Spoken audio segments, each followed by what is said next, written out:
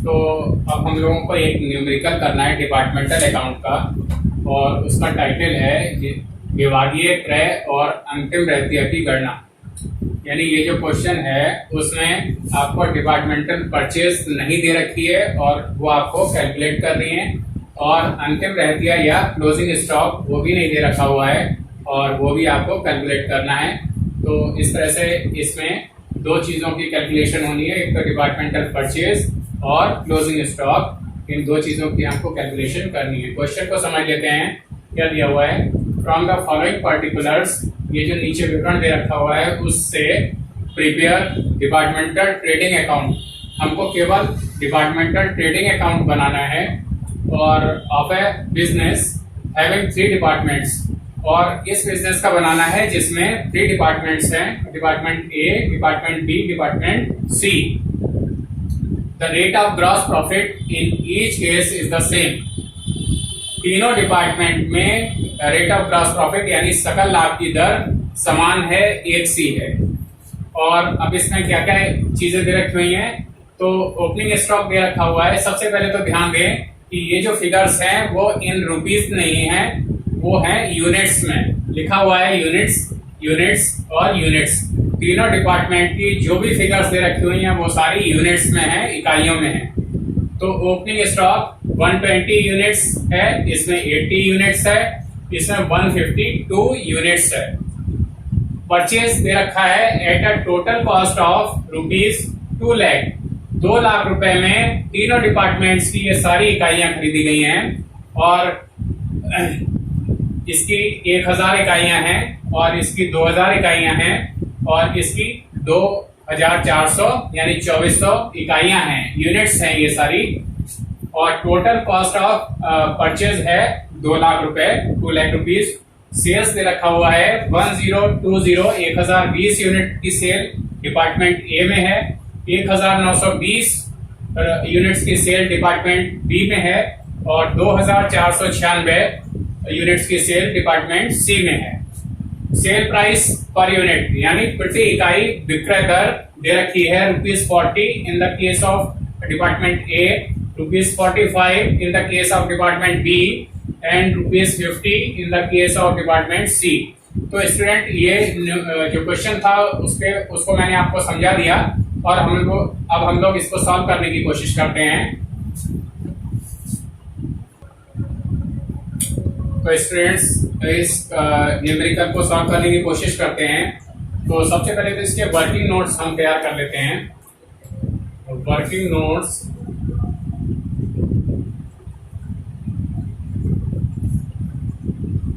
और working notes में सबसे पहले हम कैलकुलेट करते हैं पहले नंबर पर कैलकुलेशन ऑफ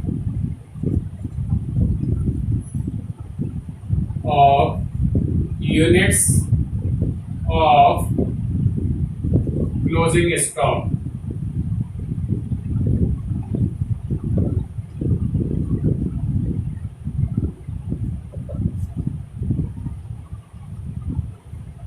तो क्लोजिंग स्टॉक की यूनिट्स हम सबसे पहले कैलकुलेट करेंगे। तो इसके लिए एक फॉर्मूला यूज करेंगे हम, closing stock equals to closing stock equals to opening stock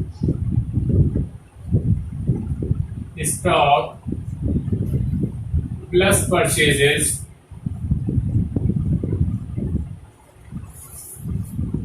minus sales. तो इसको हम निकालेंगे, और डिपार्टमेंट ए का जैसे अगर हम निकाल रहे हैं तो डिपार्टमेंट ए का क्लोजिंग स्टॉक हम निकाल रहे हैं।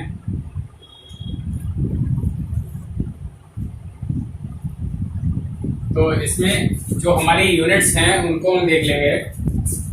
120 यूनिट्स हैं ओपनिंग स्टॉक की, प्लस परचेज हमने कितनी यूनिट्स करी हैं, 1000 यूनिट्स परचेज करी हैं,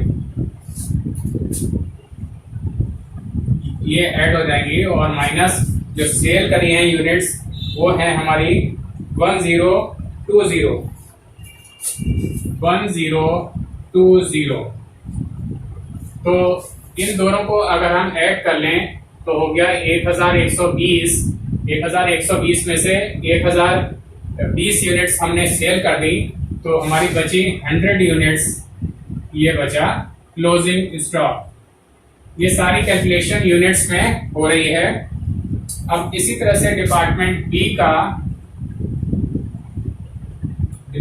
बी इसका क्लोजिंग स्टॉक निकाल लेते हैं। और ये है हमारा यूनिट्स में 80 यूनिट्स प्लस 2000, 80 यूनिट्स की ओपनिंग स्टॉक प्लस 2000 का परचेज कर लिया यूनिट्स। 2000 यूनिट परचेज कर ली, 80 यूनिट का ओपनिंग स्टॉक था, और इसमें से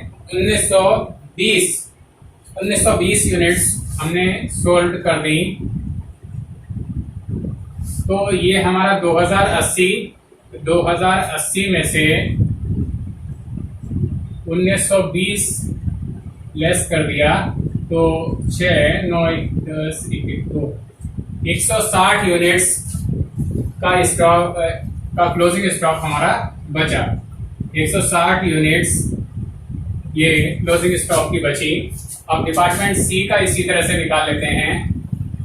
डिपार्टमेंट सी क्लोजिंग स्टॉक, और ये हमारा आ जाएगा, इसके यूनिट्स हैं 152 यूनिट्स का ओपनिंग स्टॉक था, 152 यूनिट्स का ओपनिंग स्टॉक था, प्लस जो परचेज है वो 2400 यूनिट की है, 2400 यूनिट की है। और इसमें से सेल हमने करी है कितने यूनिट्स की? 2496 यूनिट्स की सेल कर दी। तो अब हम देखते हैं 2400 और 152, 2552 यूनिट्स टोटल हो गए, और इसमें से 2496 यूनिट्स जो हमने सेल कर दिए वो लेस कर देंगे। तो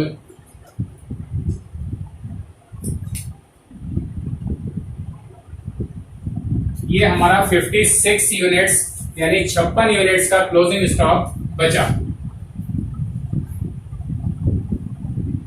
तो स्टूडेंट्स, ये क्लोजिंग स्टॉक की यूनिट्स हमने कैलकुलेट कर ली, और अब इसमें हम निकालेंगे अब इन सारी यूनिट्स जो भी हमने परचेस की हैं। तो कॉस्ट ऑफ परचेज हमको दे रखी हुई है 2 लाख रुपए, ये ₹2 लाख दे रखा हुआ है। अब हम कैलकुलेट करेंगे प्रति इकाई क्रय लागत, यानी cost of purchase, cost of purchase per unit हम निकाल रहे हैं। तो इसके लिए जैसा बता रखा है मैंने, कॉस्ट ऑफ परचेज दे रखी हुई है सारी यूनिट्स की 2 लाख रुपए दे रखी है। अब कहना यह है कि अगर ये जो खरीदी हुई सारी इकाइयां हैं, इस 1000, 2000 और 2400, ये सारी इकाइयां अगर बेच दी जाती हैं, तो यदि सारी खरीदी हुई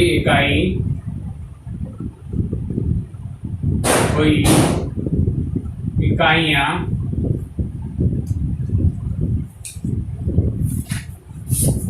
बेच दी जाती हैं,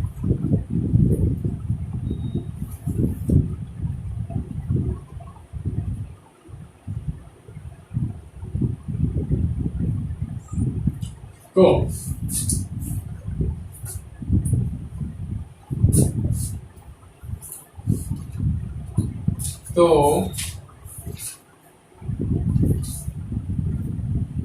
विक्रय मूल्य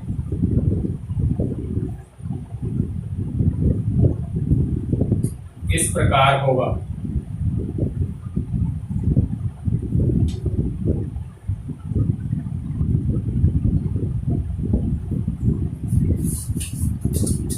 तो ए डिपार्टमेंट में जैसे ये डिपार्टमेंट है तो इसमें हमने खरीदी थी 1000 इकाइयाँ और इसमें पर यूनिट जो सेल प्राइस दे रखी हुई है वो 40 रुपये दे रखी है, क्वेश्चन में दे रखी हुई है। तो 1000 को अगर 40 से मल्टीप्लाई कर दें तो 40,000 रुपये 40,000 रुपीज 1000 इकाइयों का विक्रय मूल्य हो गया। और इसी तरह से डिपार्टमेंट बी में अगर 2000 यूनिट्स हमने परचेज की थी और 2000 यूनिट्स को अगर हम जो सेल प्राइस पर यूनिट दे रखी है 45 रुपए बी के केस में दे रखी है, तो 45 से अगर मल्टीप्लाई कर दें तो 45 दूनी 90,000 रुपए 90,000 रुपीज इनका विक्रय मूल्य हो जाएगा। 2000 इकाइयां अगर खरीदी हुई सारी इकाइयां बेच दी जाती हैं तो।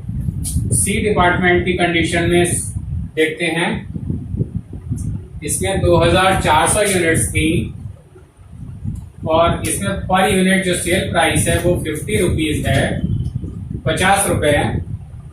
और इसको जब हम मल्टीप्लाई करेंगे तो ये आएगा हमारा 1,20,000 रुपए।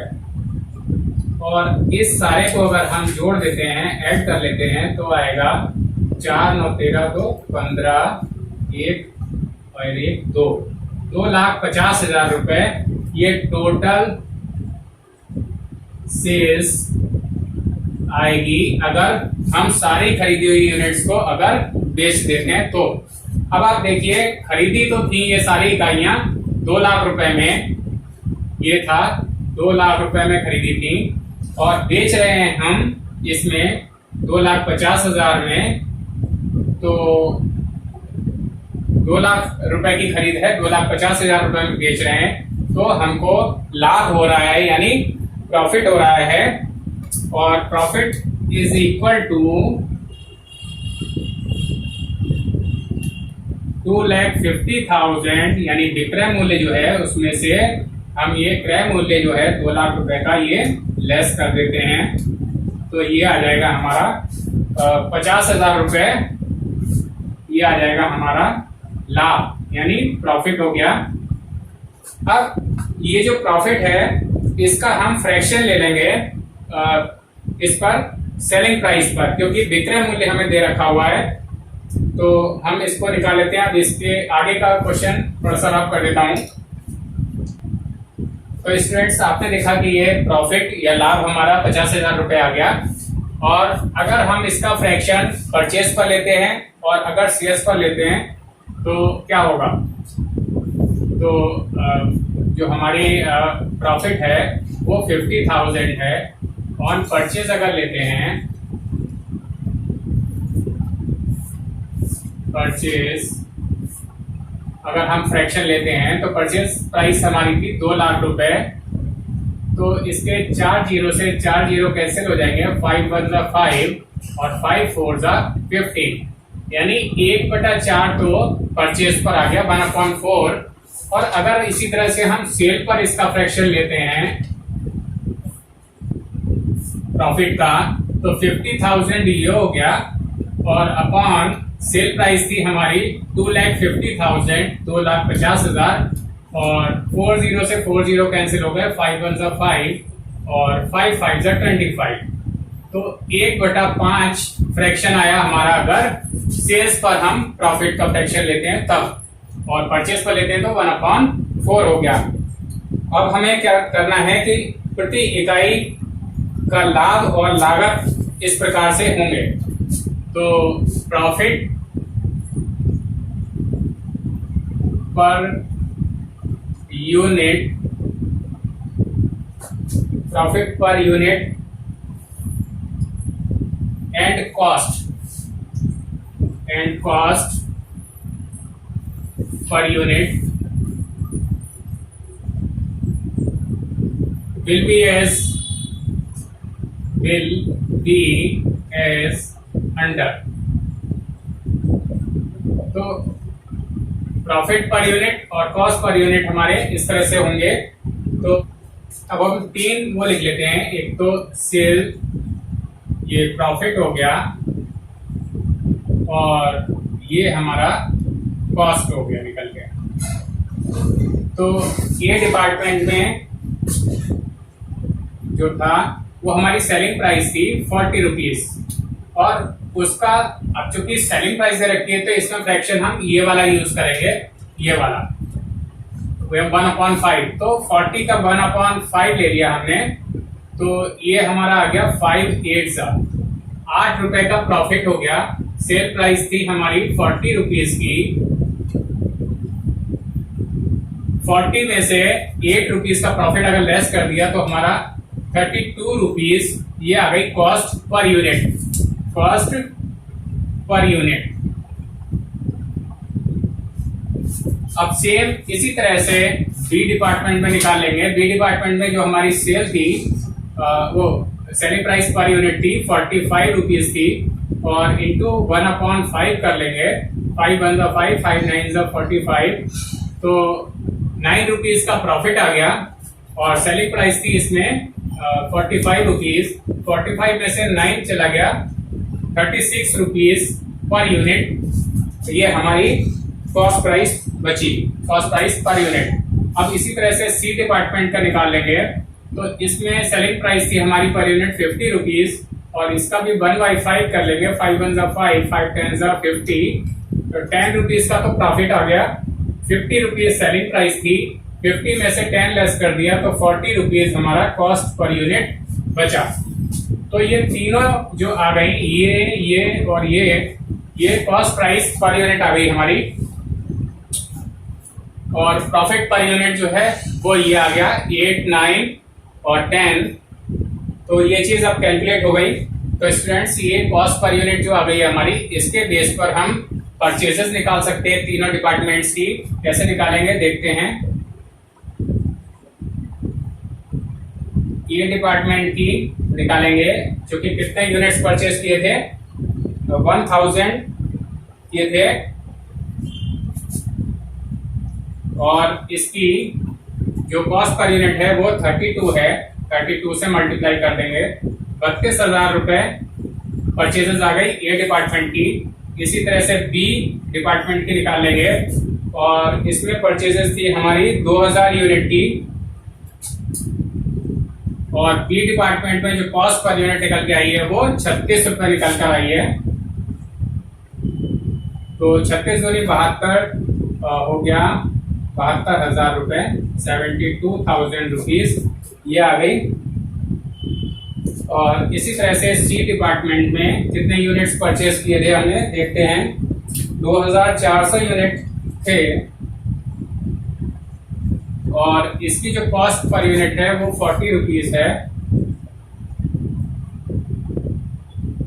ये हमारी 96,000 रुपीज परचेज आ गई। और अब हम लोग जो दूसरी चीज हमको निकाली थी, परचेजेस निकाल ली तीनों। अब क्लोजिंग स्टॉक जो है वो भी हम ऐसी तरह से निकालेंगे। क्लोजिंग स्टॉक वो भी कॉस्ट पर यूनिट पर ही वैल्यूड होता है।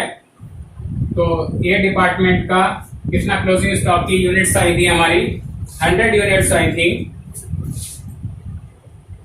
और इसका जो कॉस्ट पर यूनिट है वो 32 रुपीज है। तो 3200 रुपए क्लोजिंग स्टॉक हमारा आ गया डिपार्टमेंट ए का।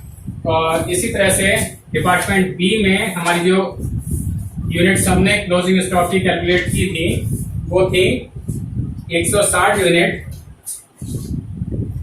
और इसकी जो कॉस्ट पर यूनिट है वो 36 रुपए है इंटू 36। तो इन दोनों की जब हम मल्टीप्लाई करेंगे तो आ जाएगा हमारा 5,760 रुपए, 5,760 रुपए ये क्लोजिंग स्टॉक आ गया हमारा डी डिपार्टमेंट का। और सी डिपार्टमेंट का निकालते हैं। इसकी जो हमारी यूनिट्स हमने कैलकुलेट की थी वो 56 यूनिट थी, और इनको कॉस्ट पर यूनिट हमारी 40 रुपीज आई है। तो इसको मल्टीप्लाई कर लेते हैं।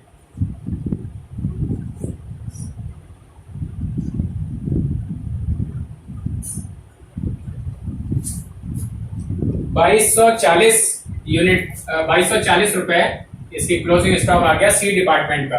तो स्टूडेंट्स हमने परचेजेस भी फाइंड आउट कर ली और क्लोजिंग स्टॉक भी फाइंड आउट कर लिया। तो स्टूडेंट्स ओपनिंग स्टॉक भी हम निकाल लेते हैं। ओपनिंग स्टॉक और सेल्स अभी निकाली रह गई थी, उसको भी मल्टीप्लाई कर लेते हैं। ए डिपार्टमेंट का ओपनिंग स्टॉक आएगा ABC, तीनों की जो यूनिट्स हैं वो हम लिख लेते हैं 120, 80 और 152। 120, 80 और 152।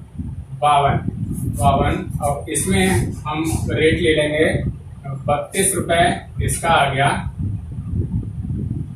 36 रुपए इसका आ गया और 40 रुपए इसका आ गया। तो ये हमारा आ गया 3840 रुपए और 80 और 36 इसका मल्टीप्लाई कर लेंगे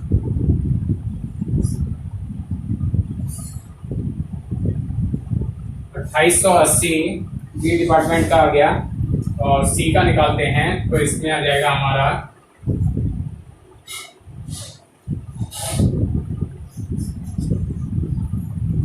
6080 रुपए। ये ओपनिंग स्टॉक आ गया हमारा सी डिपार्टमेंट का। अब इसी तरह से एक सेल्स की भी हम अमाउंट कैलकुलेट कर लेते हैं। सेल्स आ जाएगा हमारा ए डिपार्टमेंट, बी डिपार्टमेंट और सी डिपार्टमेंट। सेल की जो यूनिट्स हैं वो लिख लेते हैं 1020, 1920, 1020, 1920 और सी डिपार्टमेंट की जो सेल थी वो 2496 और इनका हम मल्टीप्लाई कर लेंगे 40 रुपीज सेलिंग प्राइस इसमें थी, 45 सेलिंग प्राइस इसमें थी और 50 रुपीज सेलिंग प्राइस इसमें थी। तो मल्टीप्लाई कर लेते हैं और ये मल्टीप्लाई हमारा आएगा तो 40,800 सेल आ गई हमारी ए डिपार्टमेंट की और बी डिपार्टमेंट की आ जाएगी 86,400 और सी डिपार्टमेंट की सेल आ जाएगी 1,24,800।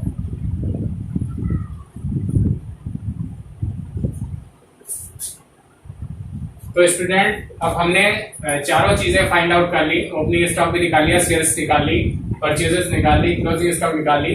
अब इन वैल्यूज को केवल डिपार्टमेंटल ट्रेडिंग अकाउंट में रखना है। तो अब हम लोग डिपार्टमेंटल ट्रेडिंग अकाउंट बनाते हैं। तो स्टूडेंट्स डिपार्टमेंटल ट्रेडिंग अकाउंट बनाना शुरू करते हैं। टाइटल लिख लेते हैं डिपार्टमेंटल ट्रेडिंग अकाउंट।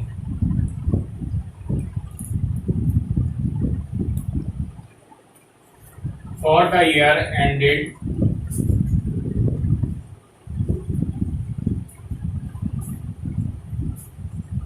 एट, जो भी डेट होगी वो डाल दी जाएगी। अब लाइनें बना देते हैं।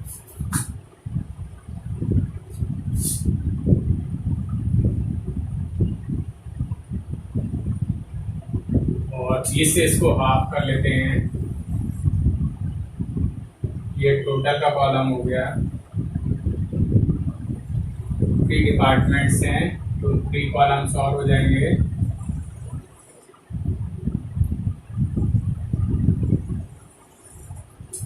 फोर कॉलम्स इधर हो गए और 4 कॉलम्स ही अमाउंट के इधर हो जाएंगे।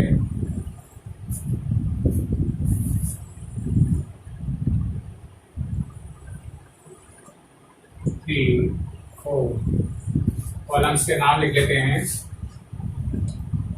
पार्टिकुलर्स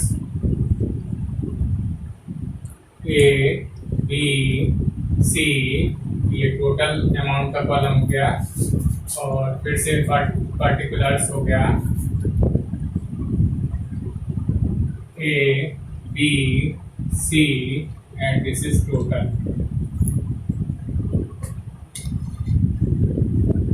तो सबसे पहले हम लोग लिखेंगे टू ओपनिंग स्टॉक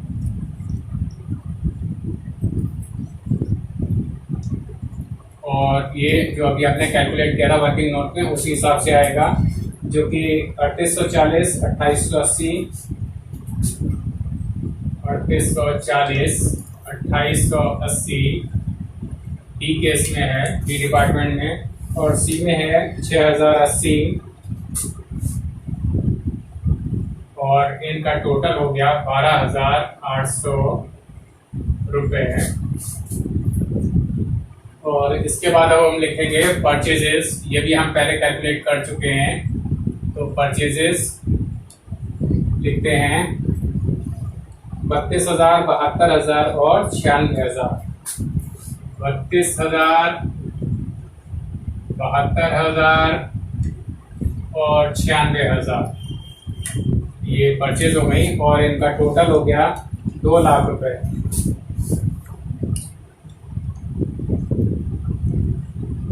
आप इधर सेल्स लिख लेते हैं, बाई सेल्स, ये भी हम कैलकुलेट कर चुके हैं अभी।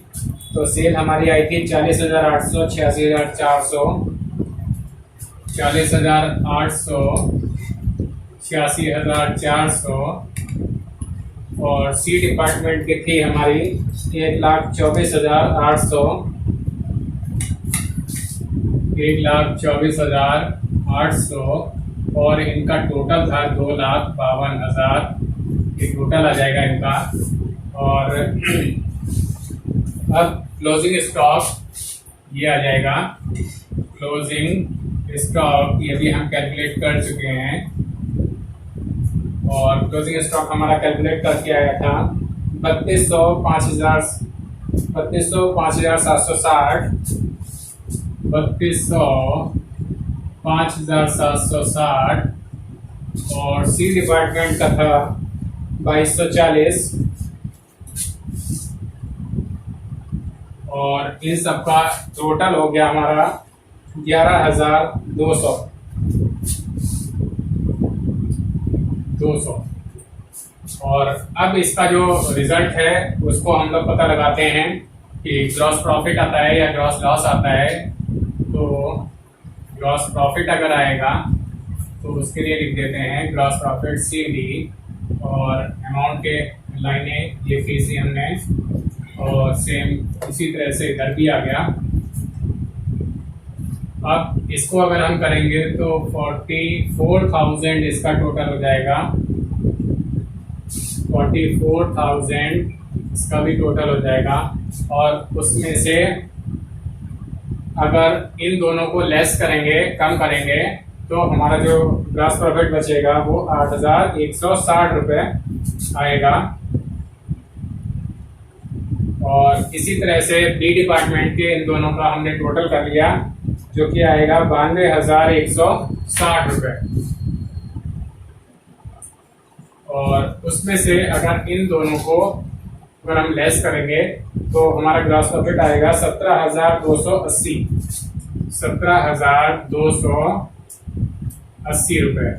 और यही 92,160 रुपये टोटल इधर भी लगा दिया जाएगा। अब सी डिपार्टमेंट को देखते हैं। सी डिपार्टमेंट में 1,27,040 रुपये ये इधर का टोटल आ जाएगा, 1,27,040। अगर इन दोनों को ऐड करेंगे तो इतना आ जाएगा। इसी टोटल को इधर रख दिया जाएगा और उसमें से अगर इन दोनों को लेस करेंगे तो हमारा कितना ग्रॉस, तो हमारा बचेगा ग्रॉस प्रॉफिट आएगा वो 24,960 रुपये आएगा, 24,960 रुपये ये आ गया। और अब जो टोटल वाला कॉलम है अगर उसको हम ऐड करेंगे तो 2,63,200 रुपये, 2,63,200 रुपये ये आ गया टोटल। और इसी को अगर इधर रख लें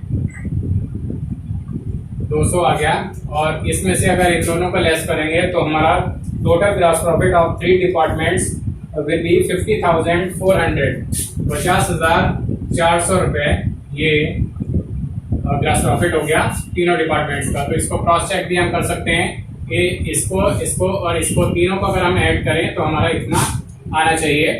तो स्टूडेंट्स ये numerical question departmental trading account का कंप्लीट हो गया। और इस क्वेश्चन में जो विशेष बात थी वो ये थी कि हमको परचेज और क्लोजिंग स्टॉक दोनों को ही कैलकुलेट करना था। तो कैसे इस सिचुएशन को डील करते हैं आपने देखा।